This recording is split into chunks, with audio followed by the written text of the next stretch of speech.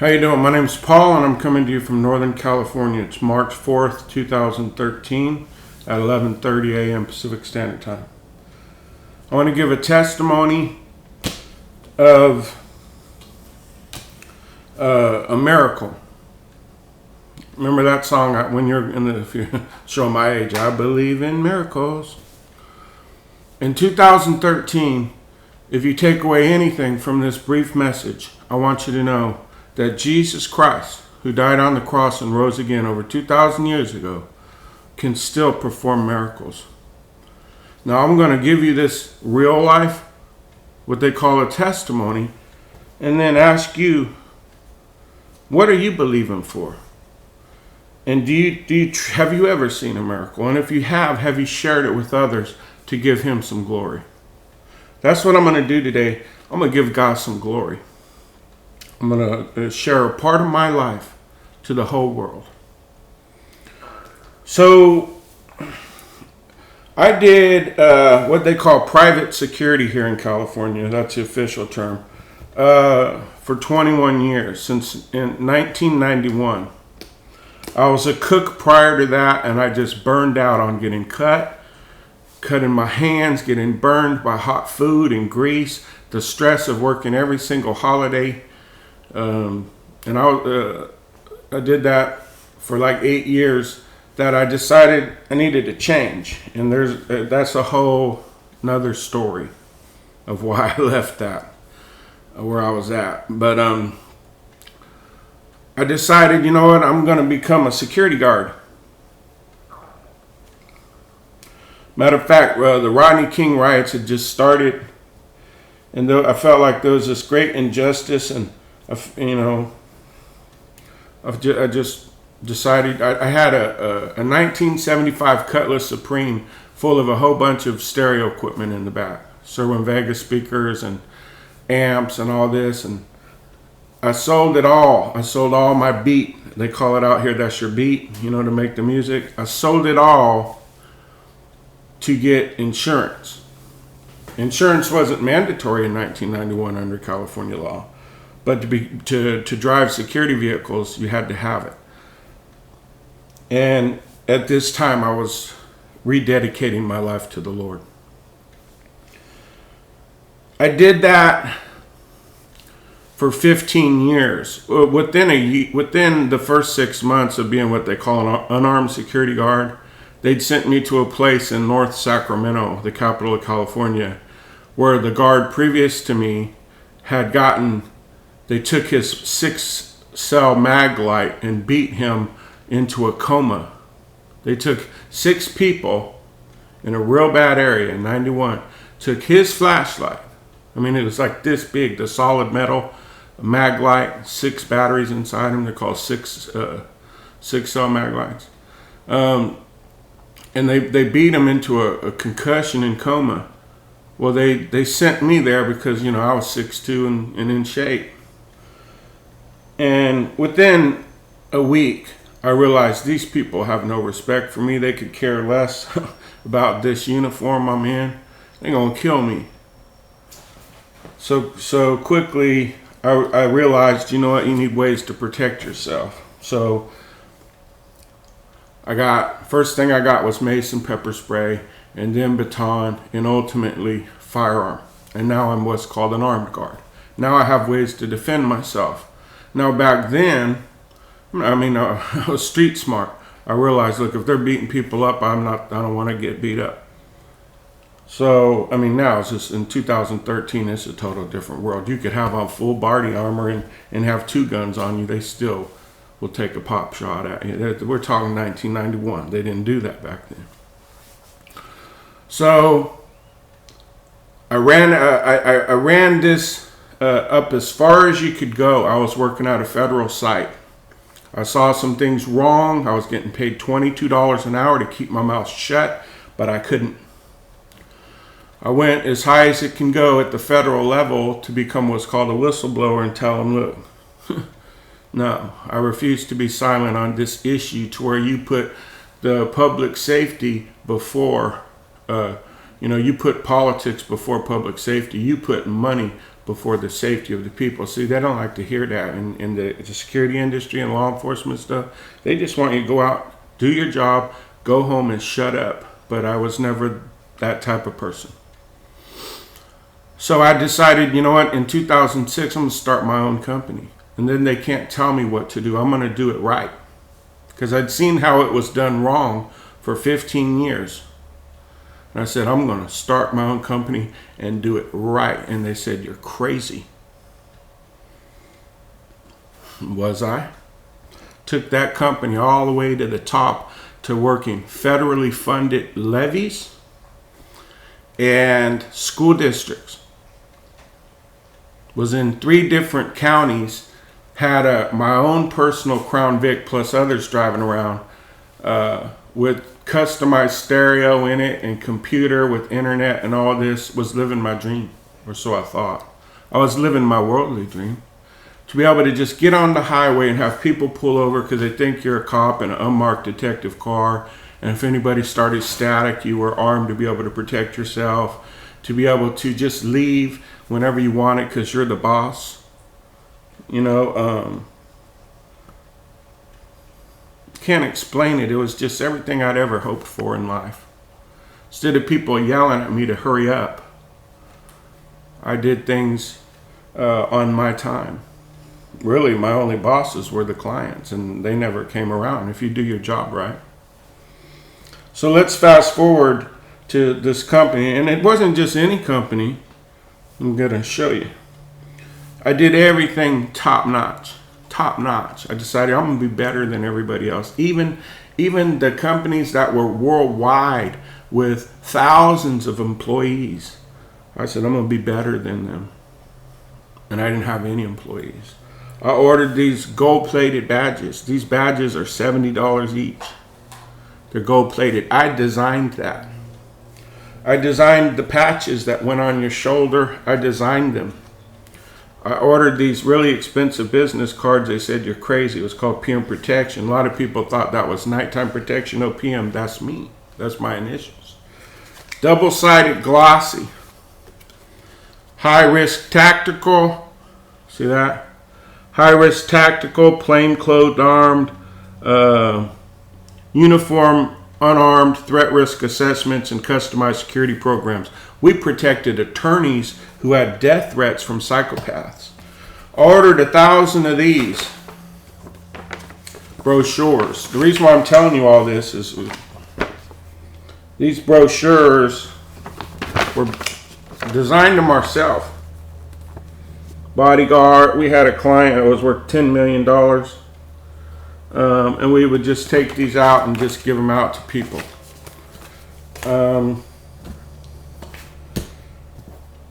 Ran the whole operation out of my office and built it up to 6 plainclothes guys. That means bodyguards or executive protection agents if you're in the industry. And then I think 5 uniformed guys. And took it all the way up to watching federally funded levies and school systems. In 2011, I hope this hasn't been too long. In 2011, I felt a bullet whiz through my hair in a gang neighborhood. I was walking a school track because there was a report of shots fired, and I would respond to these schools. I had the whole school district out here. There's like,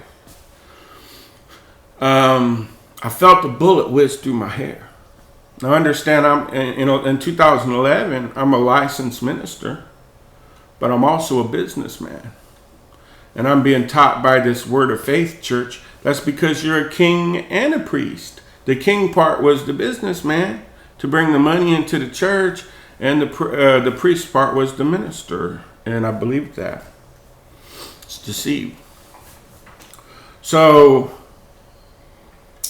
I felt this bullet literally whiz through my hair. And I prayed to God for protection, and God spoke to me. This was in 2011. He said exactly this. You will never know how many bullets have missed you.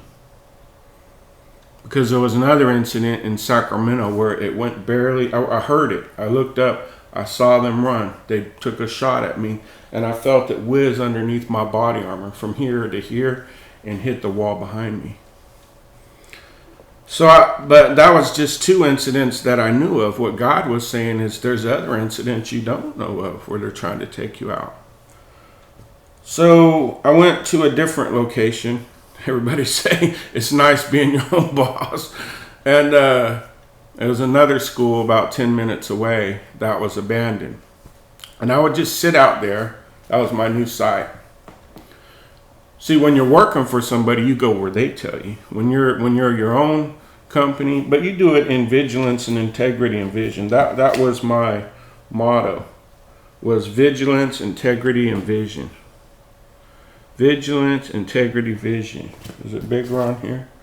Vigilance, integrity, vision. And you know what? It wasn't just a statement on the side of my patrol cars. It was a way of life.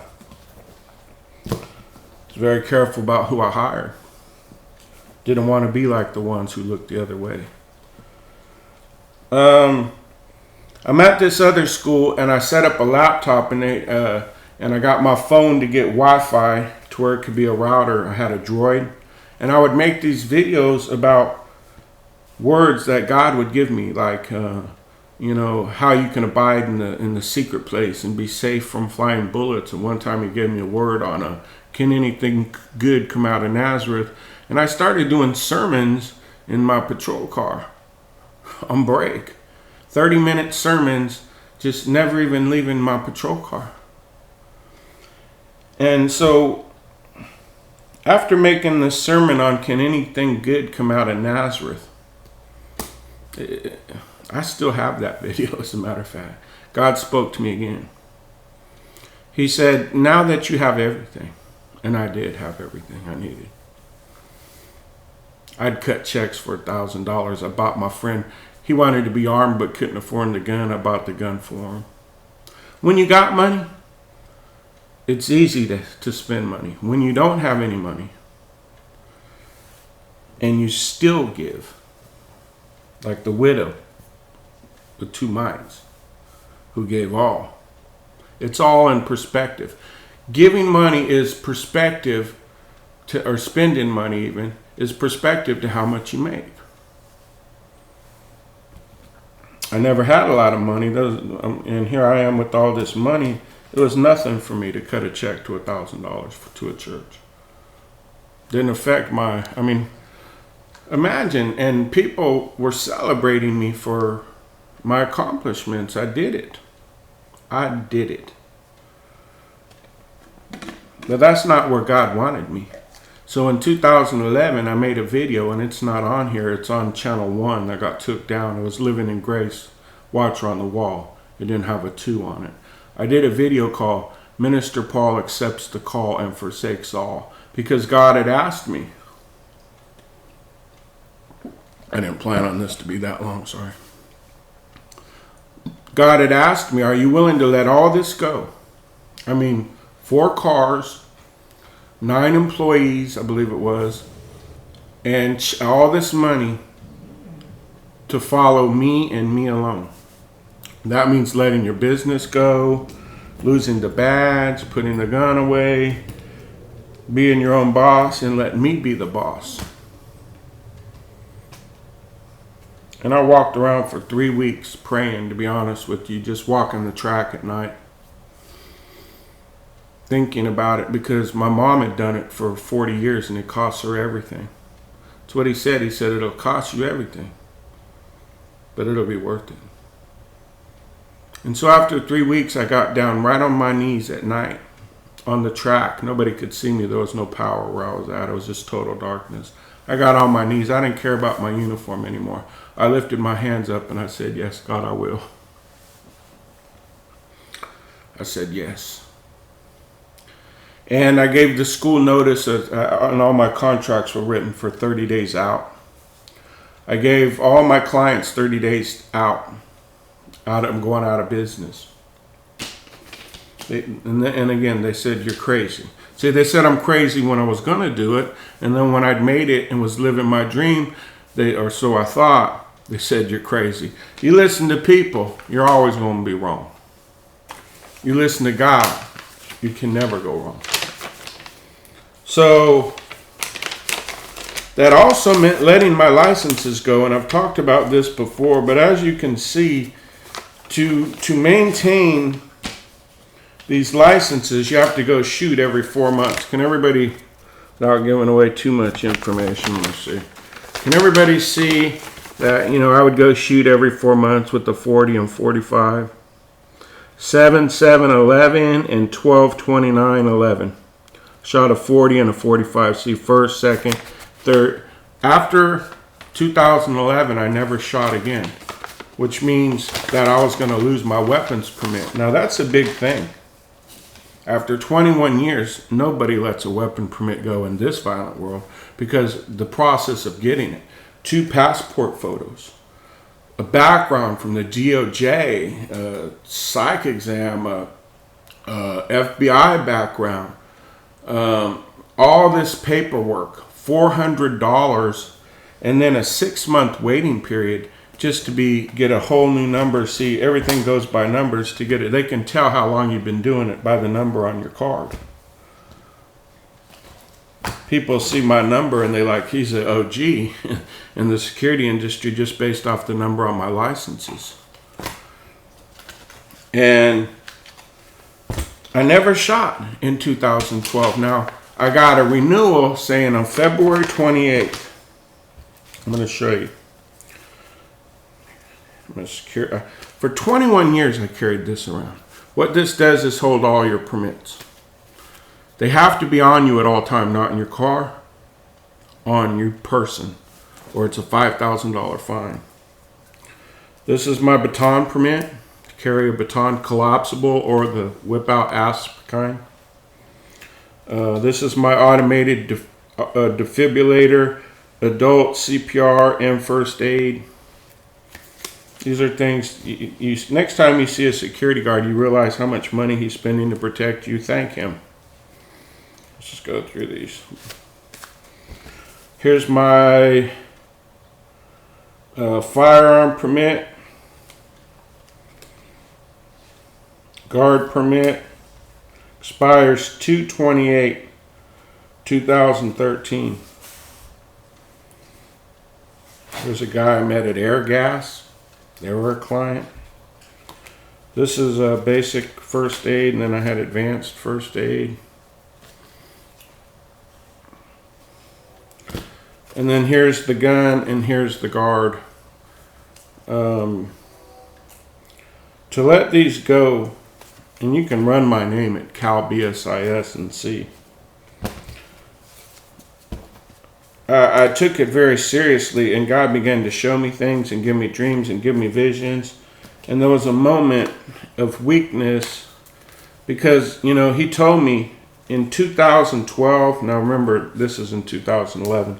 The reason why I'm showing you this is because I'm going to throw away 1,000 of these. And I have $700 of these that are now worthless. They have the name of my company on them, so that no one else can use them. They may have some value in gold. I never thought about that. We'll see. All that has to go in the trash, plus 1,500 business cards. Now, I got the renewal notice, thank you, Jesus, in the mail that it's time to renew, just like I'd gotten for the last 21 years. And I looked at it, I'm like, I can't believe what God has asked me to do. How am I going to make it? How am I going to provide? It was a test. God said, do you trust me? And that's the big thing, is people don't trust God. And people don't obey God. They say yes to things and then don't keep the promise or their vow. It would have been real easy all the way up to the day, February 28, 2013. It would have been real easy to just, and this happens all the time in the industry, but I never did it, to just go pay somebody a couple $100 and say, can you sign these? Because it has to be a licensed firearm instructor. Can you sign these, man? Because, I was out of town or I was out of state or whatever.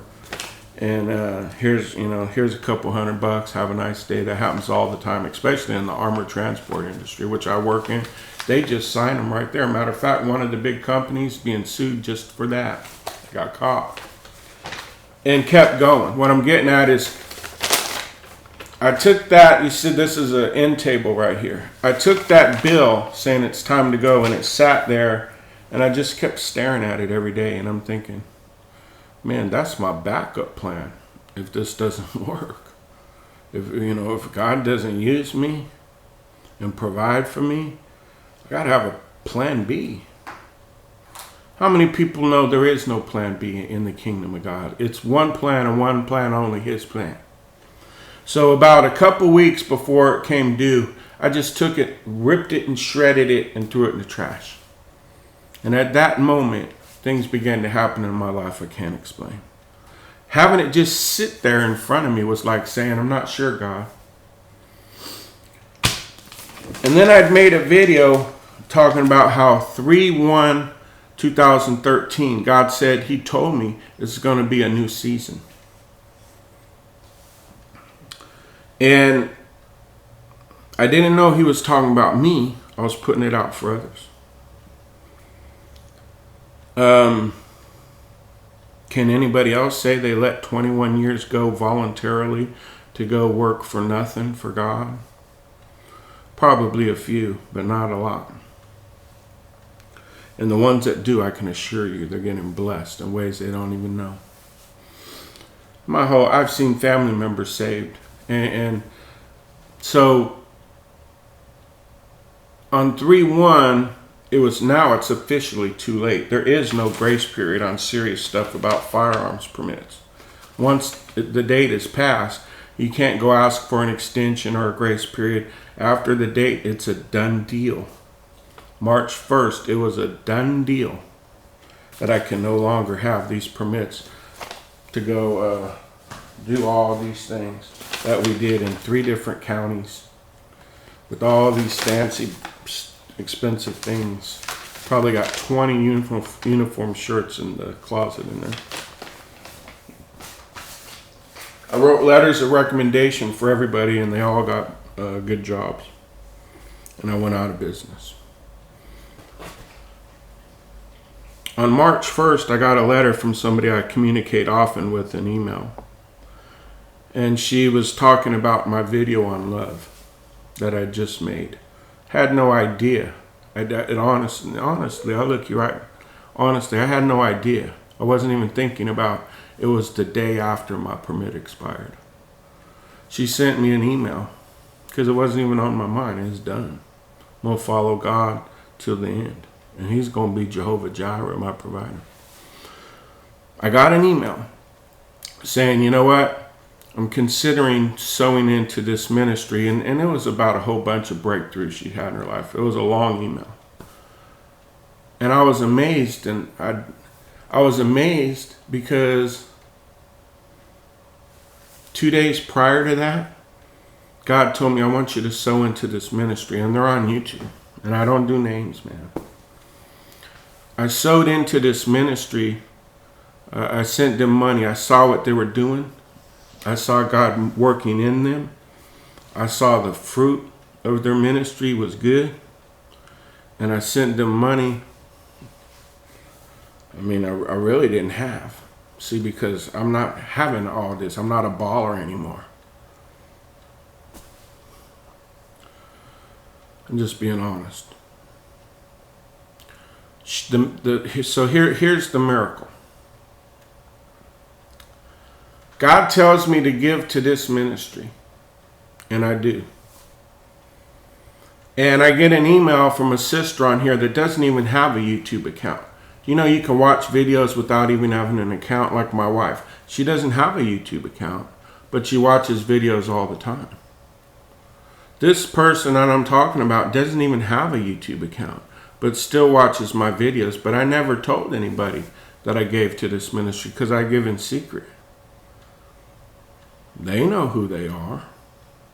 I know who they are. And God knows who they are. But nobody else could. It's impossible. I didn't tell anybody.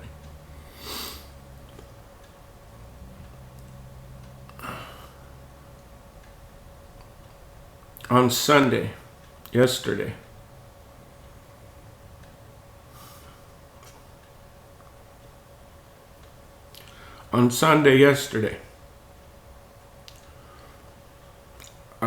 I get a private message that someone said they felt led to sow into this ministry, that God told them that. Now, they don't have money either. And I wrote them back and I said, I've never received money in this ministry ever, not a dime, not once. And I said, why don't you just send me $1? And I had to set up a PayPal account. I didn't have one. That's what I did, for like an hour, was I set up a PayPal account, and my wife sent me $1 to test it. And I said, just send $1. Because it wasn't about the money. It was about the fact that God had used me enough. Do you understand? It's the anointing. That God had anointed me so much. He kept his word. He kept his promise. I didn't care if they sent me 25 cents. All I know is that God spoke something through me, just like he said he would. If I trusted him and obeyed him, he spoke something through me that touched her and her husband enough to give me money. And that was good enough. God was showing me it works. Give and it shall be given. The Lord loves a cheerful giver. I know the plans that I have for you. He took me out of the world that was, he revealed this to me later, was a bullet was heading my way that wasn't going to miss in 2012 in the summer, but I wasn't out there. I was at home doing ministry. Praise God. Now here's the thing. I give to a ministry. I get a letter from someone who's watched my videos since day one saying they feel led to give to the same ministry I give, but there's no way they could have known. And then this person watches my video on love and they send me the exact same amount.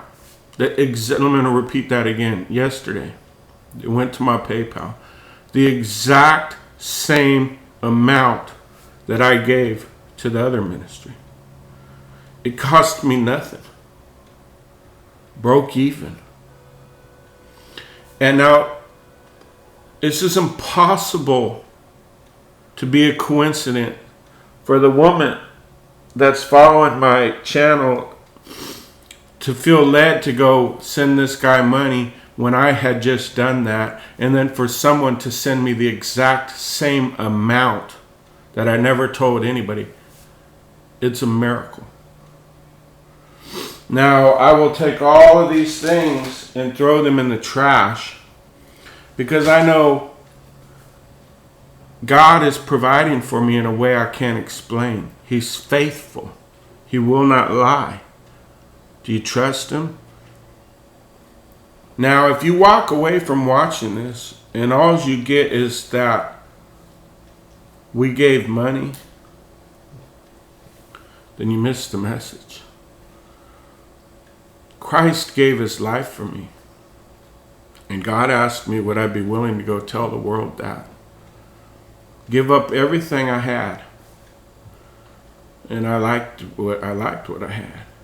And follow him. To pick up my cross, forsake everything that I had, sold it at a loss, and go out and proclaim to the world that Jesus Christ is coming back. And I said yes. He's provided for me ever since. I call that a miracle. Can you explain it in any other way? For 3 people. Actually, considering the one who got the money that I sent, 4 people in 4 different areas of the world hearing from the same God.